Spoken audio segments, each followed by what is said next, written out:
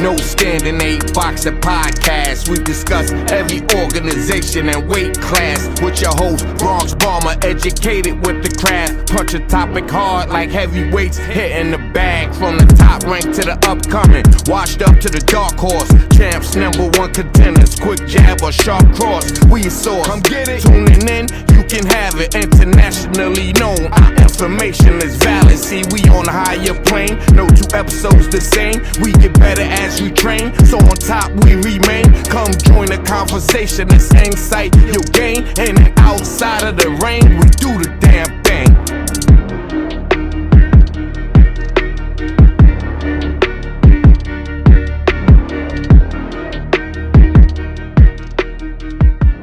All right, fight fans, welcome to another edition of No Standing 8 Boxing Talk. I am your host, the Bronx Bomber, and today I have a little different guest with me today. Usually we do boxing interviews and analysis and predictions, but today we have a combat athletes coach. That's the way he described himself to me when we first started talking. He's out of New York. His name is, we're going to call him Rudy Rivera, but I'm going to let him pronounce his name so I don't jack it up. But anyway, Coach Rivera reached out to me and wanted to, put out his talk about what he does, and he takes a unique approach to coaching fighters. He does a bunch of other things. I'll let him explain or describe himself to you here a little bit. But he takes video of fighters, past and present, and he does slow motion to break it down and see what the fighter is doing. And he does voiceover coaching, or he writes on his videos on TikTok and on Instagram to kind of give viewers and the people that he coaches a simple way of seeing what a fighter is doing and how they could apply it. And anyway, he'll get into all of that. Let's welcome Rudy Rivera onto the show. Rudy, thank you for taking time to talk to me. How are you doing? I'm doing good. Thank you for having me. Oh, you're welcome. You're welcome. So first, before we get into what you do, please introduce everybody of who you are and give us a little bit of your background in martial arts. I know when we first started talking, you said you delved in MMA, specifically in Muay Thai, and then now you want to coach boxing. Well, tell us where you're from, what you do, and how you got involved in all this. So I'm from New York City. I was born and raised in Queens. I lived for a year in the Bronx, Crotona Ave. And I got into mixed martial arts at 19, post-football. I kept having a lot of injuries, so I figured, let's try something else. And I loved it. And I was what you would call, if you're familiar with MMA, I'm more of a striking-based fighter. So I do have some grappling knowledge, but striking has always been my favorite and my go-to. And it started with Muay Thai because I figured, you're going to learn a little bit of hands, you're going to learn elbows, knees, kicks, and you'll learn a little bit of grappling with the Thai clinch.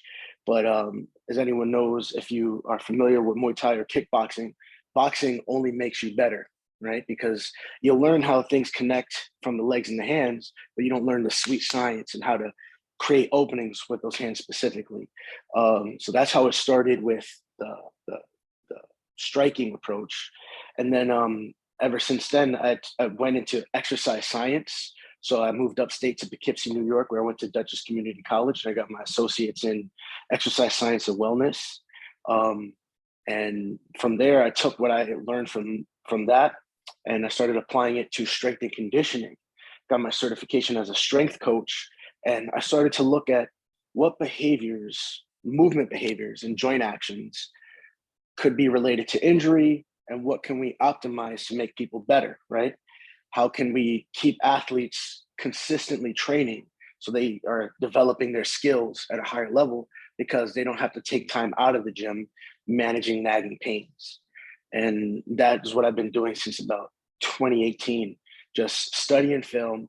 And as you know, boxing, fighting in general, film study is where you're going to learn habits and also good things and bad things, strategy and whatnot. So it went hand in hand, where I'm learning not only about how a fighter's approach is towards what they're going to do in front of them, but also what behaviors in their movement that we can highlight and say, hey, listen, this is not optimal. Maybe you should be doing this instead. And how training outside of skill acquisition could be messing you up, possibly. And that's what I do. Great. And a lot of people get wrapped up in credentials and stuff like that. Mhm. You mentioned some of your credentials and your academics, but did you ever achieve? And I don't know how the martial arts world works. Mhm. We all know Taekwondo and karate, but I don't know how. Mhm. Muay Thai. Is there a ranking system or belt system? Did you achieve anything to that degree? In Muay Thai, there is a ranking system, but it's mostly going to be done with uh, specifically Thai gyms. And I've been in mixed martial arts gyms where they teach you boxing, kickboxing, Muay Thai, Brazilian Jiu Jitsu. So the only belt that I can say that I have really is a white belt in BJJ. But when I talk to people and you see when I'm training people that I know what I'm talking about. Hopefully within this conversation, you'll realize that I'm very passionate about it. I'm very studied when it comes to it. And I put the practice to work myself, specifically to boxing more recently. But that's only because of some injuries that I had to manage myself when it comes to kicking. But Muay Thai and mixed martial arts. So what I say is, yeah, I've studied a lot of boxing, but it's only been through the lens of mixed martial arts. I never went to like a Gleason's gym and got trained specifically in the sweet science. It was, how can I take this and apply it into this setting where I have to worry about other things other than just the hands? And I've gained more of an appreciation for it, especially doing like historical stuff, like looking into older fighters. Like personally, Henry Armstrong, right? Watching him was really like mind opening when it came to posture and positioning and inside fighting. Because I never downplayed inside fighting. I never appreciated the art of inside fighting. And yeah. Yeah. No, I get that. So I guess so our viewers could digest what Mhm. you're saying is that from a MMA kind of perspective in regards to striking, Mhm. you watch boxing videos to learn that Yes. science and see how you could incorporate it in Mhm. all the facets of MMA. Is that what I'm getting? Yes, exactly. As well as the movements that translate regardless of what art you're practicing.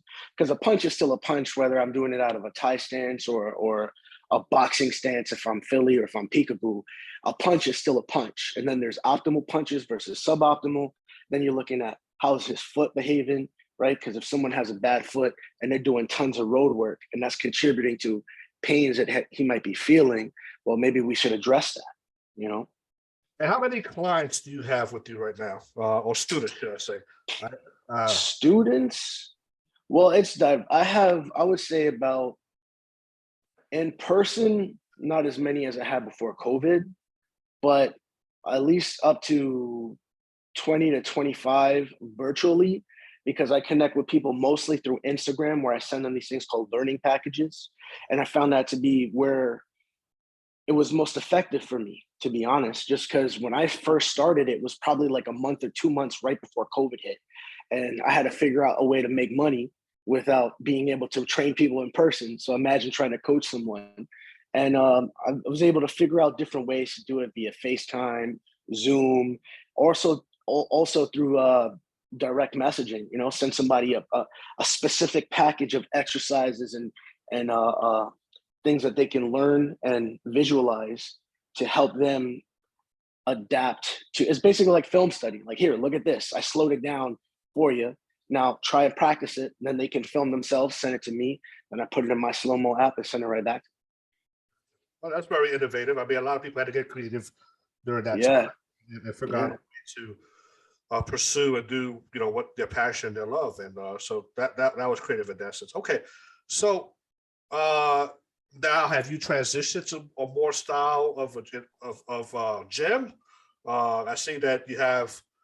It looks like a boxing studio or Yeah, so it's a studio specifically for strength and conditioning. The way I tell people is like I've done a lot of I trained in Queens at Rhino Fight Gym. I trained here upstate at Precision MMA. I've gone to gyms in different states, specifically like boxing or I should say MMA gyms. Um, but I try to tell people like don't just minimize yourself to a gym. You know what I mean? Road work is not in a gym. You know what I mean? A pool is not a gym. If you can look at your home as a place where you can develop your craft, then you're always working on your skill and you're always going to be a notch above your competition. And then, you know, in combat sports, it's an arm race. It's the person that's putting in the work. It's the loneliest sport. If you're not putting in that work when no one is watching, when people do watch, they're going to see that work that's missing. And what does the acronym GOATA or GOATA? In one of your messages, I also see it back there. Your floorboards. What is that? Yeah, on the boards. So GOATA, right? Think GOAT with an A is shorthand for greatest of all time actions. It can also be used as greatest of all time athletes when we're categorizing athletes. But when we talk about actions, we mean joint actions, right? So our joints move in a particular way, right? That's the way they're designed to move. GOATA has observed actions and they'll define them. They kind of make them easier for people to pick up without having to speak in like anatomical language. So that way you can try and integrate them into yourself, right? So let's say GOATA, we'll talk about inside ankle bone low, right? That's a joint action. What we're saying is if my foot is like this and my foot collapses, right? And this is my ankle here, my ankle is going to be low relative to my outside portion, right? And that's a collapsing foot. And a collapsing foot has been shown to have at least, at the minimum, a risk injury potential for a knee injury, right? So that's what all ACL tears look like. You Google non-contact ACL tear, you're going to see that knee go valgus. Or if you think of your spine as a midline, right, that knee goes this way and the foot is collapsing, which is causing that knee. If you ever watch MMA, right, when they do leg kicks, they're kicking just above the knee on the outside, or they're stomping on that part because they want that knee to cave in. And if you don't got a knee, your power is going to be diminished, your mobility is going to be diminished. And, you know, that's just the impact injuries. So if you look at someone who is dealing with a nagging injury every time they run, well, first thing I do is I look at their feet. And if I see that inside ankle bone low and I see collapsing feet, that tells me right off the bat, it's the first place we got to start, because your foot is the beginning of everything, right? Footwork is going to put you into the position to deliver what you need or get you out of position to avoid something that's coming at you. Gotcha, that makes sense. So GOATA, I guess, so I can understand what you're saying is just it's just the science, but broken down to where normal people could understand. Exactly. With anatomy and joint movement and things of that nature. So that, I guess, that goes along with that big sciencey word you use called biomechanics. Yeah. Just it's bio, the body, and mechanics, the way we move. You know what I mean? Gotcha. All right. Well, that's good. That makes a lot of sense. And you mentioned, I saw a couple of your videos, and you broke down Ali and Frazier fight. You break it down, Mayweather, his gym, and you mentioned Henry Armstrong and those little things. I guess it to the average viewer, when they're watching an MMA fight, when they're watching a boxing match, they miss those little nuances that fighters do. That's what you're slowing down. That's what you're going to pull out. Because like one of the greatest fighters of all time, because you mentioned Henry Armstrong, was Roberto Duran. A lot of people miss what Roberto Duran does in fight. To move his body differently to either strike or to avoid getting hit. So did this, was this natural to you? Like when you were watching a fight, the way I envision you talking is like you're watching a fight and we're watching, you know, but it's like the Matrix is just slowing down. Am I getting that vibe? It was kind of like, so it's taken a lot of practice. But the thing is, like I said, it goes hand in hand with the fight game, because I was already studying tape to try to figure out techniques. So I was looking at Lomachenko to see his approach on certain things. I was looking at Henry Armstrong to understand inside fighting. And then with GOATA, you're looking at tape, not just specifically of fighters, but I'll explain why it clicked with me using fighting. You're looking at all types of athletes, because we call them, it's movement, right? You're looking at movement in general. When I'm throwing something, it's going to kind of like, it's going to kind of look like I'm throwing a punch, right? Or if I'm going to slip a punch, it also looks like a wrestler going to try to get somebody's legs, right? And then, but from my own theory, the more you make things all look the same, the more your person that you're going against is going to try and figure out what the hell you're doing, right? So if I throw a strike that looks like a hook and I end up coming with a straight, I create an opening just by this little movement instead of having to do extra movement, if that makes sense. Now, the reason why Goda resonated with me is because one of the observations they made is what we call the Bowen corner, right? So when you look at athletes that are injury resistant, specifically greatest of all time athletes, we see behaviors where their leg looks like it's in a bow shape. You ever heard like bow-legged runners or the fastest runners, or they jump faster or whatever? Well, there's might be some truth to that, right? At least based off our observations, where we see this bow shape where the hip rolls out, right? And then the knee starts to point outwards. And I did a video breakdown of Clarissa Shields when she's hitting this thing really, really hard. She winds up that hip, right? Which is going to bring her arm back. And then her hip is going to roll, right? Which is, think of that cue that people say, squish up, put out a cigarette, pivot that heel. And that's going to drive that sternum. And that's where the power comes. That's the hip drive. Well, they teach you that in Goda, just not in the lens of fighting. They teach you that when you're running, right? So when I run and when I land, I want my leg to be in the shape that I've seen in the injury resistant people and not in the injury prone people. And then I want to strengthen and condition that, which is something that we might not be getting in regular gym exercises because they're not teaching that. What we see or what they're looking at is not what we're looking at.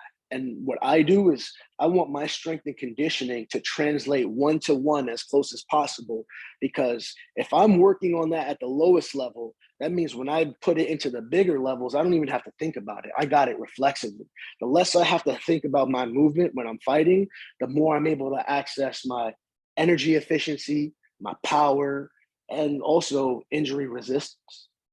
So so what makes you unique and as a coach in combat sports, you're the kind of coach that you're not coaching necessarily the skill level of throwing a hook or throwing a kick. You are coaching the biomechanics of that, the movement. So you're not going to go in there and take a fighter and take him from scratch, nothing, to this next fighter. You're going to work with all fighters that already have technique, that are already sort of trained, but you're going to teach them why their body does what they do. Sorry to cut you off. Yeah, I would say that I teach the whole spectrum. So I'm going to teach people that I want to on-ramp into strength and conditioning and give them more freedom when it comes to training. Because a lot of the times what happens is people who don't have good movement quality, right, or we see behaviors that might be injury prone, they start to get hurt, or they're not enjoying the process because it doesn't feel good to them. It's not fun to them. Also the nagging injuries. No one's going to keep doing something if it keeps hurting them.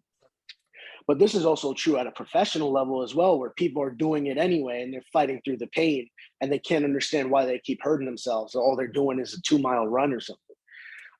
What I am designing the handcraft for is everyone, right? So I want to on-ramp people in there. I want to work with professionals, and I'm also working towards, it's going to be specifically towards MMA, but I'm studying everything because I want to develop a martial system based on these movements.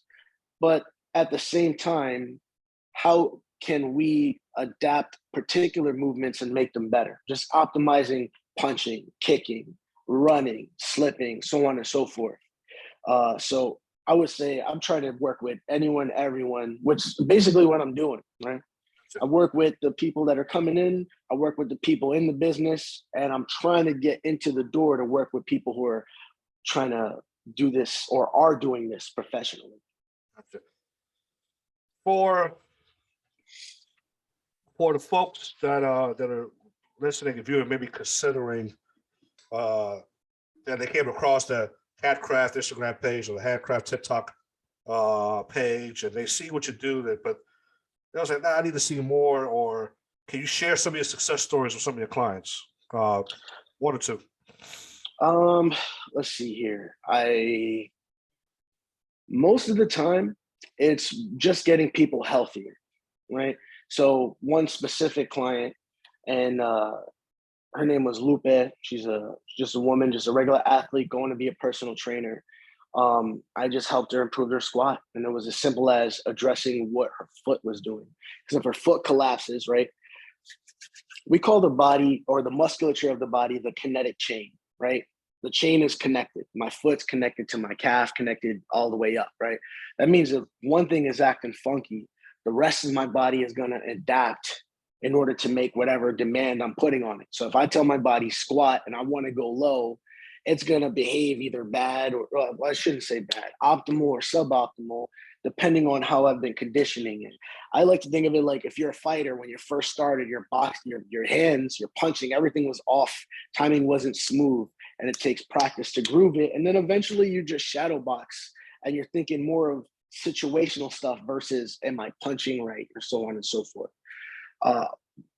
My success stories have been with the general public, at the basically just helping them with getting deeper in their squats, running better. I have fighters that I have worked with before, but it's not like a night and day situation. Only thing I do is I post what they send me. So they'll send me a DM like, hey, I'm running, my foot's not hurting anymore. Or, oh, that cue you gave me clicked because you sent me that video. I'm like, gotcha, there it is. But what I want to do is try to give my stuff out there for fighters, right? I put out what I can for free, so that way they'll come out to me and say, hey, I like what you said about that. Maybe we can work on something here. And, some people have been real responsive with it. Yeah. Makes sense. Makes sense. I was in the military for 25 years. Mm-hmm. When I was a company first sergeant. Later in the last few years, the Army has been focusing on how to minimize overuse injuries. Yes. Things like that, because when I came up in the military, it was push us, run, sit up, push us, run, sit up. Exactly. That was all it was, over and over and over again. Mm-hmm. And then they were wondering why soldiers were constantly getting injured. And Mm-hmm. the Army has invested a lot of time. So I know a little bit of what you're talking about, that aspect. And it makes sense why it could apply to just everyday people, because they're not as learned as we are, either because of my military experience and being around the fight game. Same with you as an athlete, being in football and martial arts and all that. So no, that's very unique. And so as we start to get towards the end of this interview, what's the most rewarding thing about all this for you?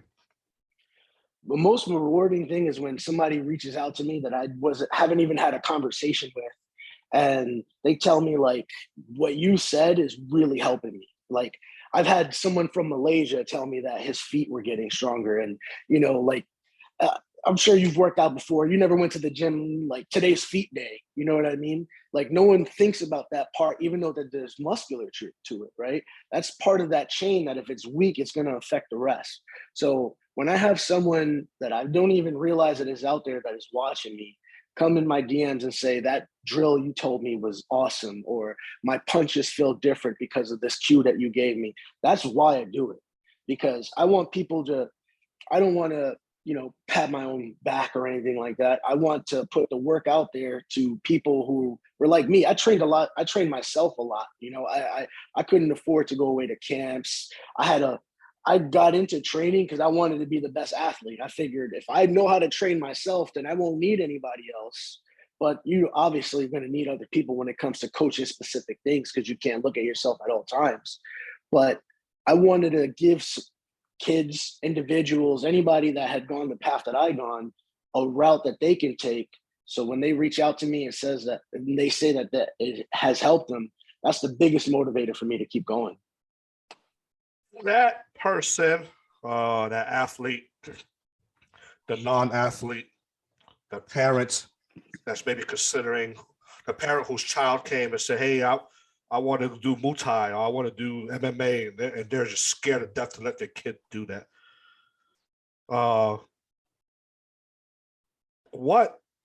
has combat sports done for you, especially after having been a prior athlete? It's something else like football. In boxing, especially nowadays, we get that a lot. We get a lot of, especially the heavyweight division. We get a lot of football players that got injured. So, why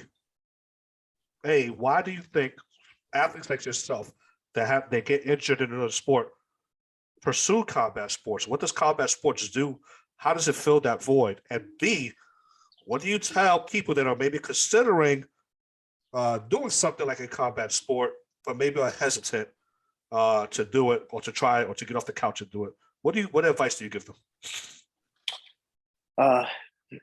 To answer I would say I think a lot of the reason why athletes tend to go into this combat sport is the competition, where when I'm sparring, there's low level competition. You know what I mean? Like, it's like, I get to practice my craft, right? At the same time, I get to compare my skills to somebody else's and to see my growth, and as well as appreciate other people's growth. And I can tell you personally, when I left football and before I got back into mixed martial arts, I was kind of like in a rut with my training because, for me personally, just doing bicep curls and back rows, it just felt like it was empty. And I was kind of competing with other people via looks. But when I got into combat sports again, and I started sparring with people and you gain respect and for others and through yourself, there's that back and forth, that chess match that you lose when you're just training to train. And then you can train to supplement your skill acquisition. And as for people looking to get into it, this is my own personal experience. And I think this is a personal experience of a lot of people. I was a softie growing up. I had no big brothers or uncles. It was me, my grandmother, and my mom. And I would get bullied in my neighborhood. I'm from the Woodside housing projects. And there are times I got punched in the face and I wouldn't do anything about it. And it stuck with me for a long time. Then I got into security and I had a bit of a chip on my shoulder. And I always looked at situations like I needed to prove myself. But then once I started getting into combat sports and I started developing that confidence, I realized like that was all insecurity, right? If I want confidence, I want to be able to say I can handle myself in a situation and completely understand when I need to and when I don't need to. And I think that is an incredibly valuable tool for anyone, kids, adults. If you feel secure within yourself, you're less likely to lash out at others. At least that's what I feel. Yeah, no, it makes absolute sense. And, what you said, thank you for sharing that experience. Unfortunately, that happens a lot, especially nowadays. At least, when you and I were growing up, we were able to get away from it for a little while. Now with cyberbullying and all types of stuff. It's crazier now, but. Well, listen, Rudy, I thank you for reaching out to me. It was a pleasure talking to you. I think it was a pleasure talking to you. Is interesting. It's definitely unique, taking the science of sports and the body and kind of finding a way to teach folks how their body moves that necessarily didn't go to school for it, study it. So and you're sharing your experiences and building relationships along the way, which is probably the most important thing. And seeing people's growth. So I thank you for that, and I wish you all the best of luck and success moving forward. So thank you for sharing your story with us. One last time before we get out of here, go ahead and tell folks where they can find you and how they can reach out for a craft for what you do. No Standing Eight Boxing Podcast. We discuss every organization and weight class with your host, Bronx Palmer, educated with the craft. Punch a topic hard like heavyweights, hitting the bag from the top rank to the upcoming. Washed up to the dark horse, champs, #1 contenders, quick jab or sharp cross. We source, tuning in, you can have it. Internationally known, our information is valid. See, we on a higher plane, no two episodes the same. We get better as we train, so on top we remain. Come join the conversation, it's insight you'll gain, and then outside tell you where you can find them. So if you're interested in this kind of science, sports science, and how to better, improve your performance in whatever aspect of fitness or sports you're doing, reach out to Rudy Rivera on Instagram. Thank you, sir.